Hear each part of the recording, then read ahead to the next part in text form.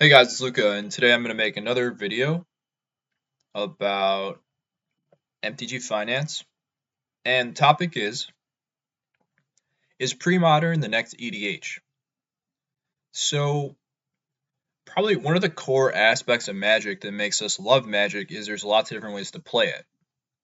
If we think about Constructed especially, you have all the way from like the most broken to the least broken. So most broken would be like Vintage, where you can play every card almost. The least broken is Standard, where you can only play the last few stats.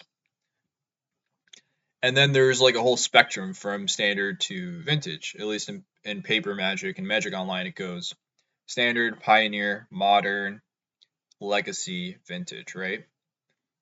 And then there's even other formats. Um, there's Pauper, where you can only use commons. There are kind of Highlander formats, EDH being the biggest one, where you can only play one copy of each card in your deck. And there's many other ways to play Magic.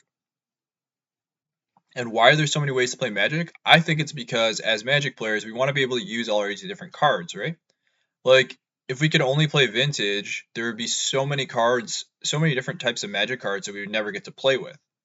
So when we change the rules and play different formats, there's also limited formats, right, that I haven't mentioned, like Draft and Sealed and Cube. But we basically, when we change the rules, it gives an opportunity for different cards to shine. So I think what's happening with pre-modern is people want to play with these old cards. And so, hey, let's make up rules that say, you can only play with cards that were before a certain time, as opposed to after. And it has its own ban list and whatever. And so today's exploration is pre-modern like the next EDH. If you would have seen EDH coming, you would have made a lot of money investing in Magic because that format just totally exploded. It used to be very fringe, only a few people played it, and now it's like supported by Wizards, and there's a huge demand for EDH cards. And if you would have bought the good EDH cards, 10 years ago, you could have made a lot of money investing in that. So is pre-modern going to be kind of like that, where we can get ahead of the curve and invest in these cards and just get some really good returns based on the format growing and getting more adoption. So, okay, so there's some pros and cons here.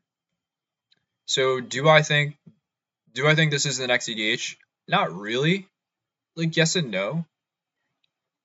So, one way and one cool thing we can do now that maybe we can do like at the beginning of EDH is we can use social media to kind of see what's going on. So, if you look up pre-modern on YouTube, we can go through these different videos and see like how old are these videos. So it looks like Tulare Community College was already talking about pre-modern 3 years ago. And we can see how many views are these videos getting. So 3 years ago, there's a video that's gotten 120K views since then. That's not saying much because I think his videos usually get a lot of views. But there's videos made as short as a month ago, 2K views, 3 weeks ago, 2.4K views, 2 months ago, 3K views.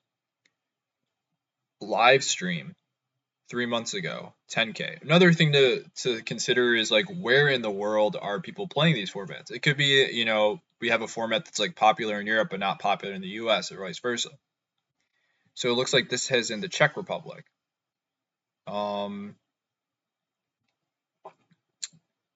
Here, I don't know what this is. I don't know if this is pre-modern. 1 month ago, 3,000 views. So, and then Andrea Mengucci is making some pre-modern videos. So is this picking up speed? I think it might be picking up speed, picking up adoption. The fact that there's in-person tournaments means it's not so fringe. Well, it's still obviously very fringe, but if you have enough of a critical mass of people that want to play it, that you can have paper tournaments, that seems to be a good thing. You can't say that about most formats. I don't think even for Pauper you could really do that. Maybe you can. So it seems to be growing at kind of like a slow and steady pace based on the fact that, this format's at least 3 years old. And like in the past month or two, there's been new content coming out that people are consuming on YouTube. So So it does seem like it's a format that people are playing and that is getting some growth. Now, what is the limit on that growth, right? Can this blow up the same way EDH blew up? I don't think so, due to the fact that Wizards is not going to be supporting this format the same way it could support EDH, right? Because like for EDH, it can create new products that complement EDH. We can make commander decks, we can make EDH sets, we can make cards for EDH, right? The fact that this is pre-modern, it's already like a specific list of sets. It's only these cards.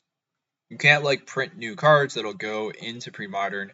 You could reprint cards potentially, so maybe Wizards could reprint old cards that are good in pre-modern. That's possible.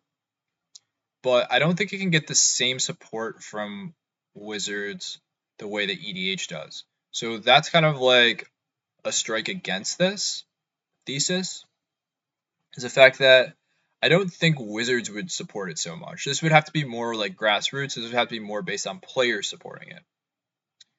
Um, the other issue I have with pre-modern as well is like any format where no new cards come out, it could potentially get stale. It could potentially just like people solve the meta, right? So is it possible that people will solve the meta and there will be nothing left to do? That is a possibility. Although there are like really old games that people keep finding new strategies in that are good, right?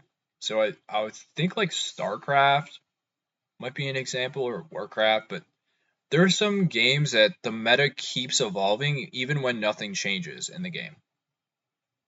Also, you could argue that, new bannings or unbannings could also change the meta, right? So could this potentially just become super stale because it's a format where no new cards can come out? I think that is a possibility. But also maybe not. So that would be like my two main issues with pre-modern. One would be like I can't envision Wizards really supporting this much. And the other is I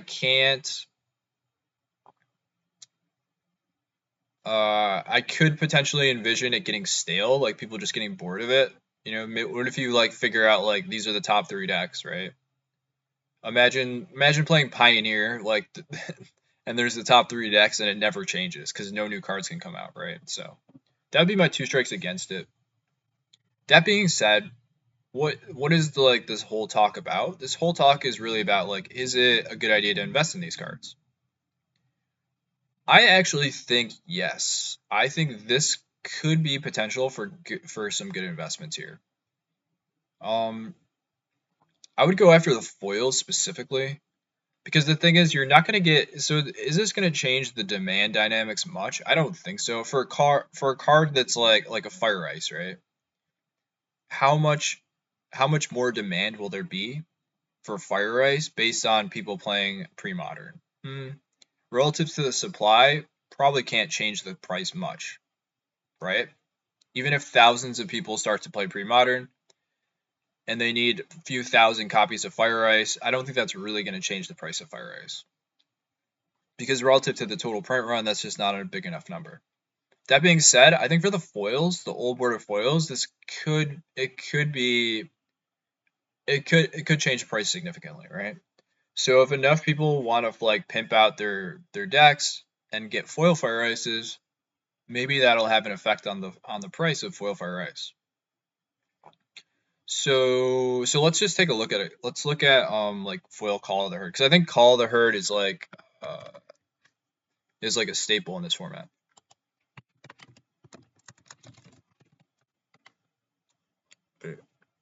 No, I want to do this here actually.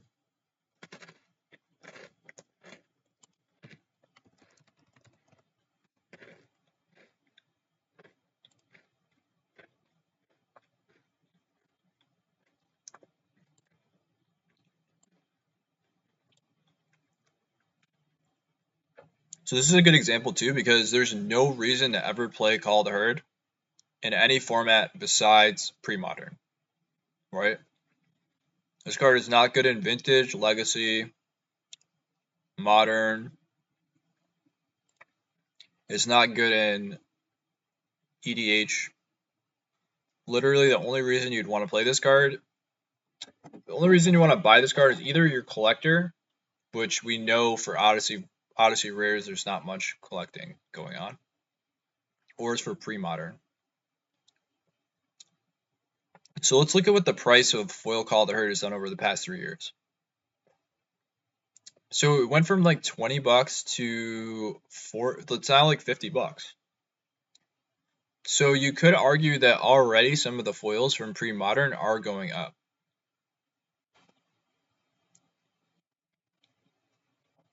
So this is something that I might spec on, right? Like foil Call of the Herd or something. You can find some good prices. It's just an extra reason why, because I'm already kind of interested in the old border foils. So this is just one more reason why there might be a demand shock here.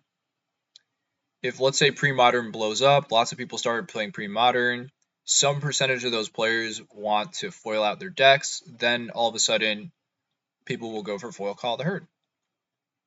So anyways, I didn't want to make this video too long or boring, but Premodern is very interesting because all of a sudden, all these old cards that, a card like Call the Herd used to be really, really good, but due to power creep is really unplayable nowadays. Like, imagine playing this in a standard deck. This would be awful in a standard deck, right? So